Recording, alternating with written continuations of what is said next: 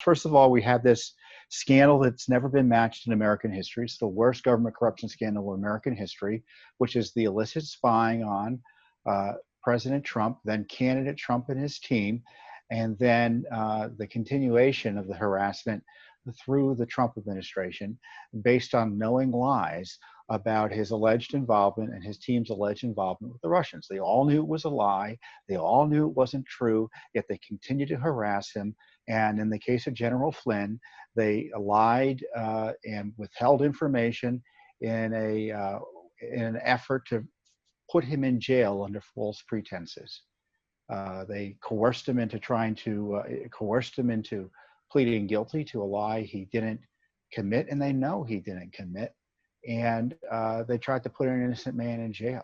And by the way, that scandal's still going on in the sense that a federal court judge is improperly, in an outrageous act of judicial adventurism, continued to try to prosecute General Flynn, even though the Justice Department has fessed up that the prosecution was bunk.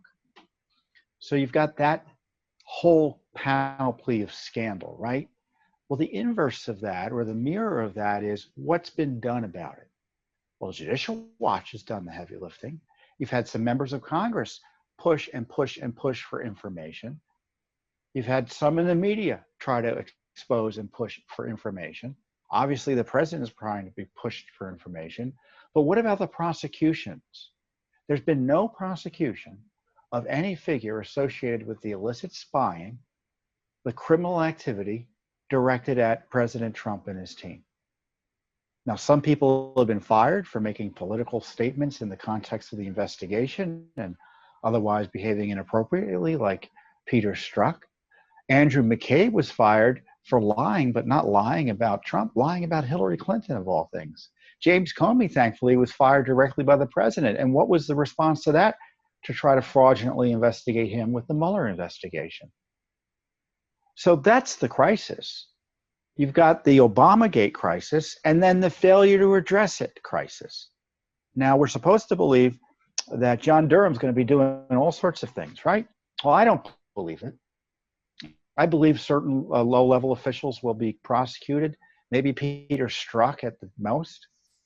Certainly this Agent Kleinsmith, who texted Viva la Resistance and then got booted off the Mueller investigation for that. It turns out he allegedly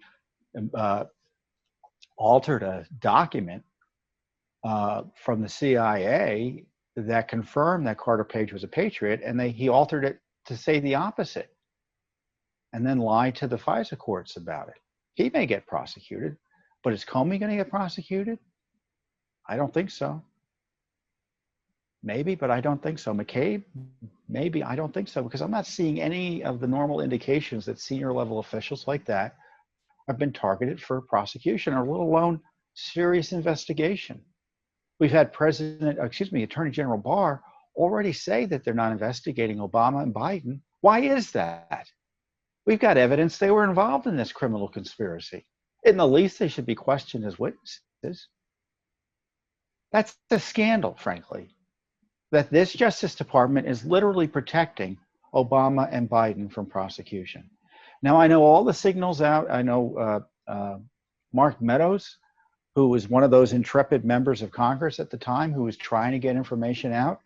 He thinks we can expect and should rightly expect people to go to jail over what was done. But I'm not as nearly as hopeful as he is, in the sense that anything serious is going to be done. We may get as I told Lou Dobbs the other day, a zinger of a report. That and $2 still won't get you a cup of coffee. Because in this day and age, negative IG reports, they don't mean anything for the targets. I mean, Comey, he doesn't care about all the negative IG reports. The media covers it up for him. He's writing another book. It's coming out in January. Andrew McCabe he was fired and faced prosecution. Outrageously, the Barr DOJ refused to prosecute him.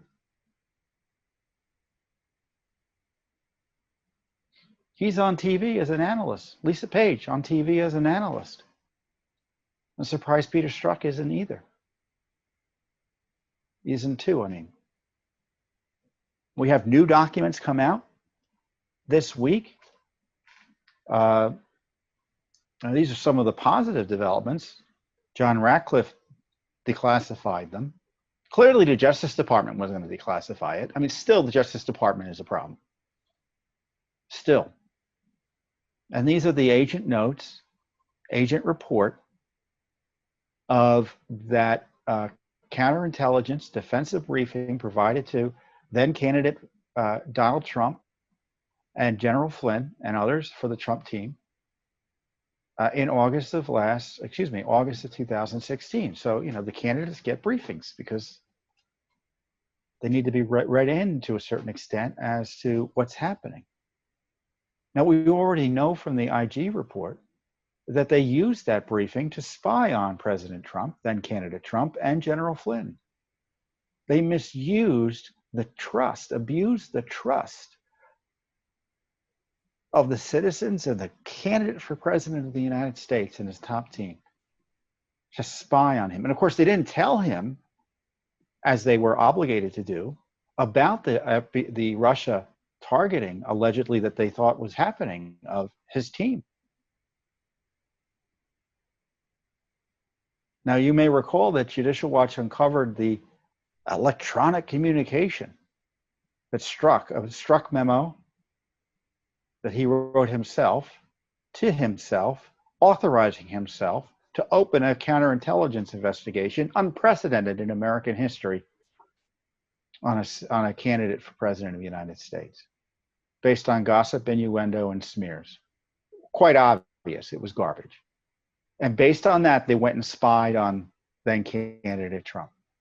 So we have more details of that coming out. But of course, we've already known that. And why have they sat on these details for so long? Why has the Justice Department hidden them? Why did the FBI hide them? Because that's what they do. They're covering up for Obamagate. So every time I grow hopeful, or, believe it or not, I'm an optimist. That's why I'm always outraged. So I'm always thinking, well, maybe something will happen, right? But then I think back and I look to see what the Justice Department concurrently is doing about this scandal in terms of transparency. We expect them to prosecute the very people they're protecting. And as I said to you before, we don't get documents. Congress does not get documents because the Justice Department is worried they're going to expose a criminal investigation. That's not the basis for the withholdings. There's a legal process we're going through. They're telling us they're too busy to turn the documents over and it's not important enough to rush it along. That's their position. We had these documents last week. I mean, it's bad enough they were spying on Trump as a candidate. We had documents come out last week, Peter Strzok emails, confirming to a 99.9% certitude that Strzok sought to use the counterintelligence briefings given to the president's team, the president of the United States, potentially to spy on him as part of his investigation. You don't think they would have done it? Well, look what they did with the campaign. They did it to him directly. The president is a crime victim. He was spied on directly by the Obama gang, and it continued as soon as he was elected president. When you look at these documents from the campaign briefing, they went in there and they were specifically writing down, Panetka, I think is the pronunciation of the FBI agent who produced the report with the approval of Peter Strzok and Klein Smith, the anti-Trumper. And they went in there and their goal was to take note of any time they mentioned anything about Russia. So the president and General Flynn, who has heroic experience in these areas, are asking good faith, honest questions. And these creeps in the FBI are taking notes, thinking of ways to put him in jail and spy on them. What a disgrace. What a disgrace. And have you heard FBI Director Wray express any outrage about any of this? Yeah, I know he says sometimes, oh yeah, those people don't work here anymore and we're doing our best to clean up. But I've never seen an ounce of moral outrage about what his FBI did. And as far as I'm concerned, I think they're still doing it. I don't trust them at all. I don't trust them at all. Because I haven't seen any accountability. And when you don't hold an agency accountable, they're going to keep on doing what they're doing. And by accountability, I mean prosecutions. If I were the president, I wouldn't let any of these people into my office. I really wouldn't. I don't trust them as far as I could throw them.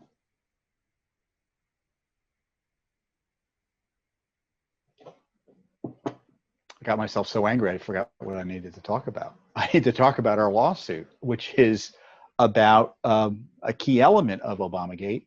It's in many ways it kind of tells you this event. It was the January 5th, 2017 meeting in the Oval Office of Barack Obama, where they discussed the dossier.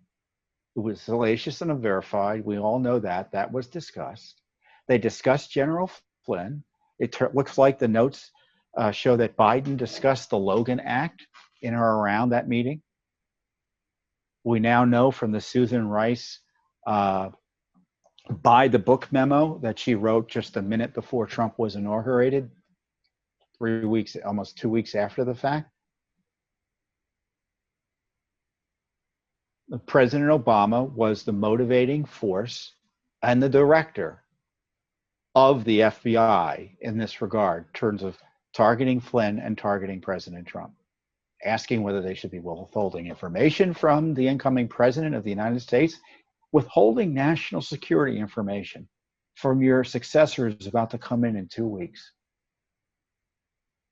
A malicious, seditious conspiracy. And he set up Comey like a wind-up toy and directed him at Trump. Comey went to Trump the next day with the salacious and verified dossier, not to warn President Trump, but to spy on him. He wanted to see his reactions again, like they did during that counterintelligence briefing in August the previous year.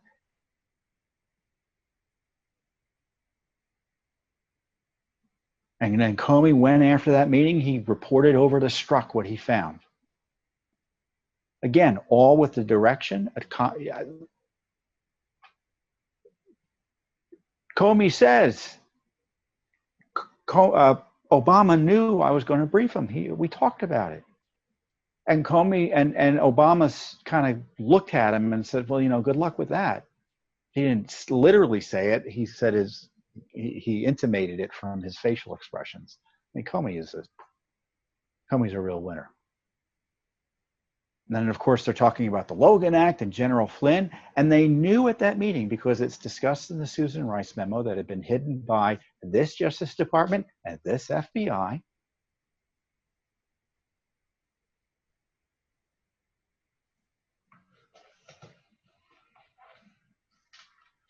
that Flynn did nothing wrong. Comey told him. There was no problem with the calls. They did nothing wrong. And of course, they had that FBI conclusion. Despite all the illegal spying, they still couldn't find anything on it. On General Flynn, and certainly President Trump. I mean, you get all these leftists in the media saying, Trump did this, Trump is corrupt, Trump does.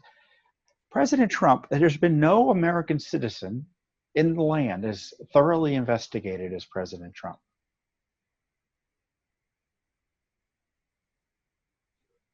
I mean, as a real estate developer, I mean, you presume there have been corners cut or something nefarious, with all due respect to real estate developers. But a New York real estate developer, we can laugh about what you think someone might find. And they couldn't find anything. He's the most ethical real estate developer in New York, it's pretty clear. And of course, he did nothing wrong as president. They tried to convert his complaining about the illegal activities of the FBI and DOJ into something nefarious. That's totalitarianism for you. You complain about government misconduct is evidence of criminal activity. But they tried to impeach him over that. Remember that. So what is judicial? So as I highlighted earlier, the Justice Department has made it clear they're not going to investigate this. that Barack Obama and Joe Biden get to skate from any inquiry about this criminal corruption I'm talking about. And I don't use the word criminal lightly. They haven't been convicted of a crime, but there's evidence that they committed crimes here.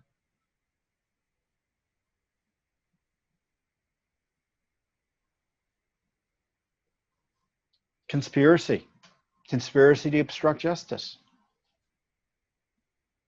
mishandling of classified information. I don't know technically if the president can be prosecuted for something like that. That might be kind of tough. But in the least, he's a witness. Why won't they question him? Why won't they question Obama?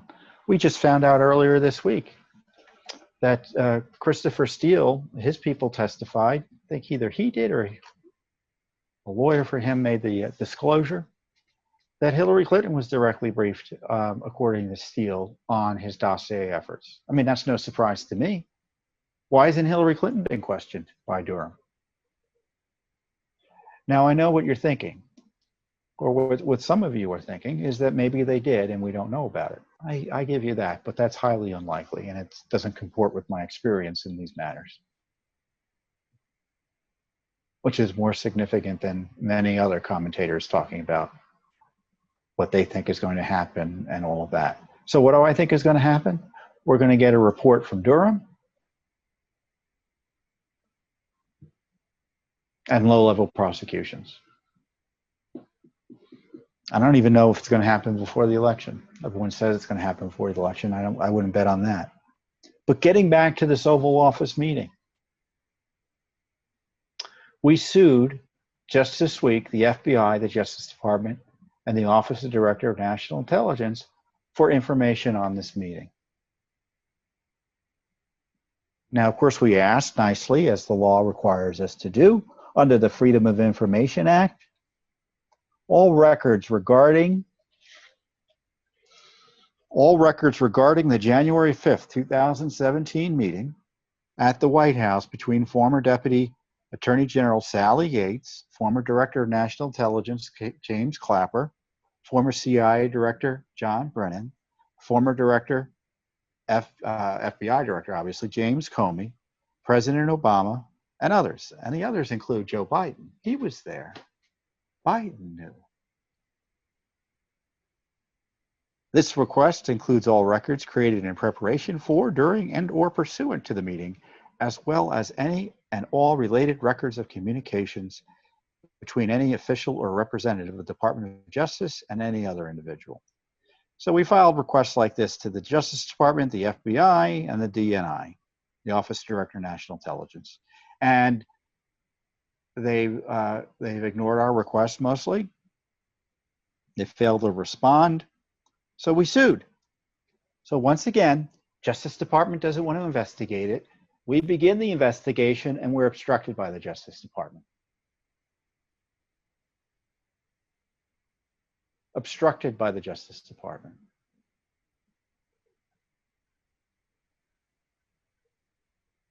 So I don't know how that comports with thinking they're going to do something big on Obamagate. Those documents I told you about, Peter Strzok wanting to use the counterintelligence, briefings in the White House of senior people, maybe even the president, to spy on him, spy on Trump and everyone else. They withheld those documents from Congress. Congress didn't get them. Judicial Watch got them. So they're obstructing and stonewalling congressional investigations. Don't get me started about Hillary Clinton, how they're protecting her. Justice Department lawyers, and you know, we've been litigating this case for years. They are still coordinating and colluding with Hillary Clinton's lawyers against Judicial Watch. They, meaning the Justice Department attorneys working for General Barr. Why is Attorney General Barr's Justice Department working with Hillary Clinton to thwart Judicial Watch's inquiries into her emails and the related cover-ups? and we go into court. We're trying to get a little bit more discovery as to what the State Department was doing. The Justice Department comes in and opposes us. They've opposed us in our discovery that resulted in the deposition, the authorization of the deposition of Hillary Clinton. That's now on appeal. And what do the courts say?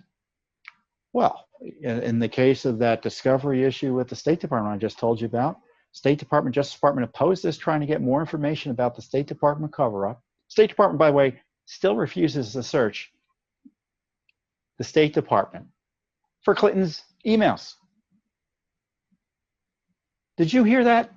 The State Department refuses to search the State Department for Clinton's emails. Yes, they searched an account or two, but not accounts in the State Department in a broad way. And Judge Walton, who seems to be no fan of Donald Trump, he's on the bench saying, well, I can't imagine the Trump State Department wouldn't want to do everything possible to get the information out, when it's the exact opposite. And it makes President Trump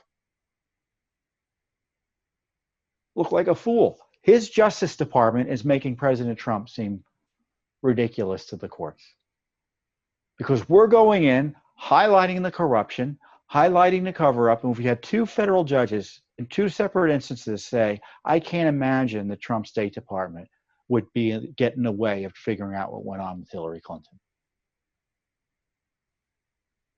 And that's being used against us in these courts.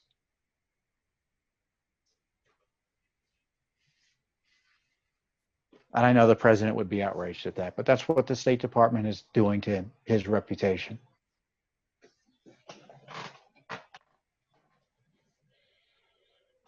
So we're having to sue his own Justice Department, his own FBI, his own Office Director of National Intelligence for information about this key meeting. I'm not sure if we've requested these notes material from the CIA too. Probably have. I don't know if we're going to sue there, but who knows? But we're doing right now more than the Justice Department, probably more than Congress. The media completely lost. Most of the major media turned into nakedly partisan advocacy organizations for left-wing causes and want to remove Trump from office, so they're not going to do anything to investigate the criminal conduct that victimized him by the Bidens of the world and the Obamas of the world and the Clintons of the world. But Judicial Watch, I know it's frustrating, but all we can do is what we can do, and we're doing what we can do, which is suing the bad guys, suing the agencies for the full truth. Because there'd be no Durham investigation. Frankly, there probably wouldn't be a Trump administration right now, but for the work of groups like, frankly, the work of Judicial Watch. It's not because there's a partisan motive here, it's a rule of law motive. We don't want to see the coup and the malicious, seditious conspiracy against the president succeed. And we did more to combat it than I pretty much say any group in the country. Certainly virtually anyone here in town. Thanks for tuning in. Be sure to subscribe to our YouTube channel to catch all the latest news from Judicial Watch.